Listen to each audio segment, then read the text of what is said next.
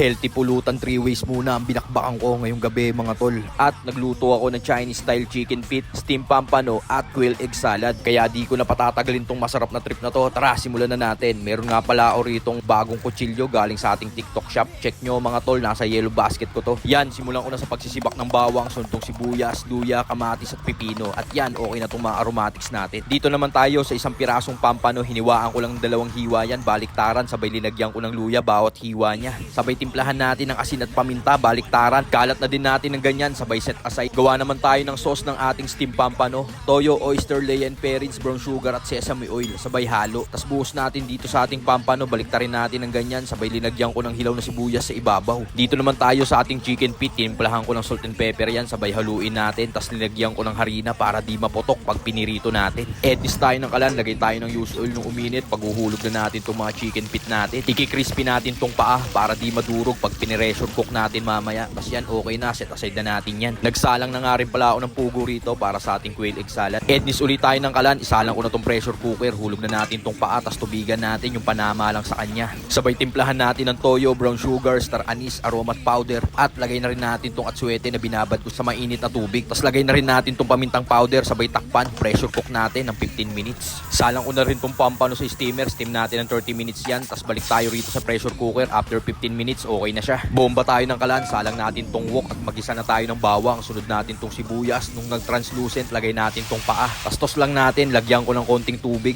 Tapos nung unti-unti na siyang lumalapot, saka ko linagyan ng sesame oil at tausi. At konting halo na lang at okay na to. Rekta plating na dito sa ating plato. At ganyan lang kadali gumawa ng Chinese style chicken feet. Kahit ikaw par, kayang-kaya mong sabayan.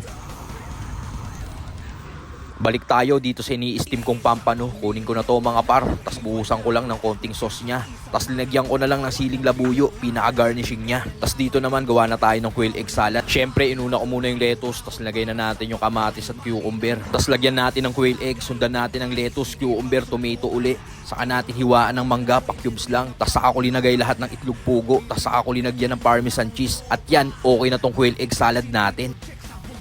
At yun na nga mga tol, tapos na ako magluto ng healthy pulutan 3 ways natin. Nakagawa ako ng Chinese style chicken feet, steam pampano at quail egg salad. So paano mga tol? Tara! Tagay na! Yun mga tol, ngayong gabi, ito yung nagawa akong 3 klaseng healthy na pulutan. Gumawa tayo ng steam pampano, tapos Chinese style chicken feet at salad.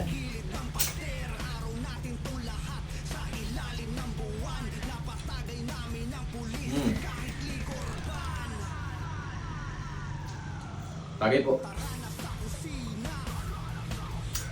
Sarap. Grabe yan.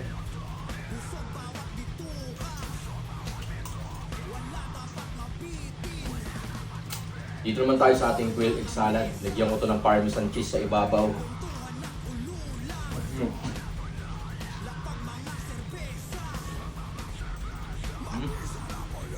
Healthy pulutan ni Tito Otis ngayong gabi mga tol. Sarap. Tagay po. Dito naman tayo.